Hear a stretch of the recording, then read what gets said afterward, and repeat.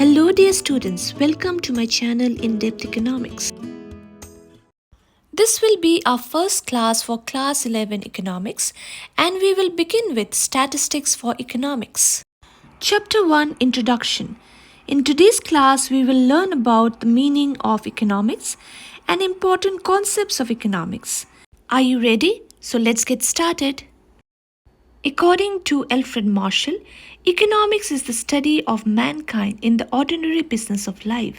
In order to clearly understand the definition of economics given by Marshall, let us look at some of the important concepts of economics. A consumer is a person who consumes a product or service. Are we consumers? Yes, we consume different goods like fruits, vegetables, clothes, etc.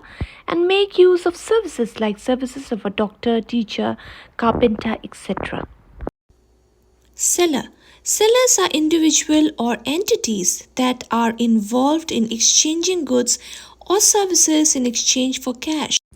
When we go to the market, we can see different type of sellers like fruit sellers, vegetable sellers, garment sellers, etc.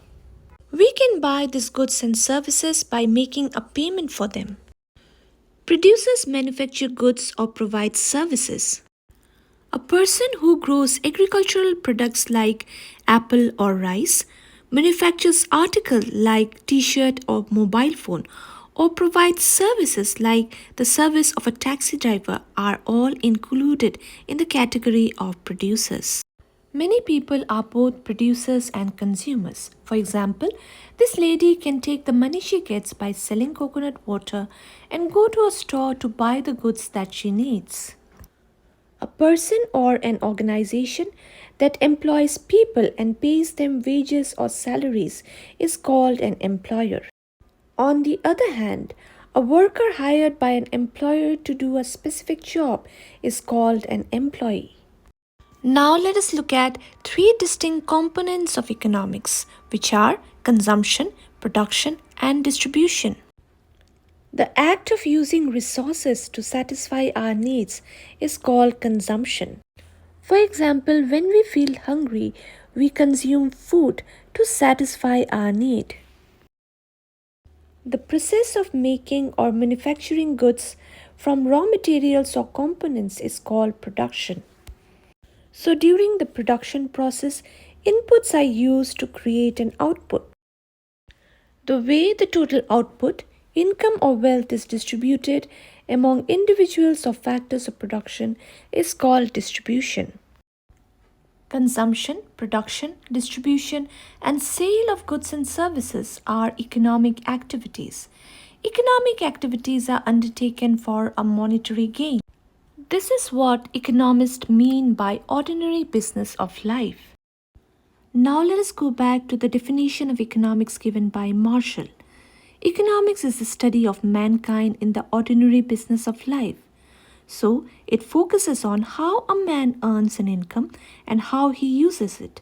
In one side, it is the study of creation of wealth, and on the other, it is the study of mankind. Further, economics is the study of scarcity and choice. It is the study of how individuals and society choose to allocate scarce resources which has alternate uses. To know more about scarcity and choice, you can watch my tutorial, Why Can't We Have Everything We Want? I will provide the link in the description box. We have completed the first part of the introductory chapter on statistics. Wow, that was quick and easy. My suggestion to you all is to go through the chapter thoroughly and use this tutorial as a guide to remember important concepts and points easily. And the best part is you can come back to the video anytime for a quick revision. In the next tutorial, we will learn about meaning of statistics as well as role and importance of statistics in economics. So stay tuned by subscribing to my channel. If you find the video useful, then please hit the like button and share it with your friends. Thanks for watching. See you in the next video. Till then, take care and bye-bye.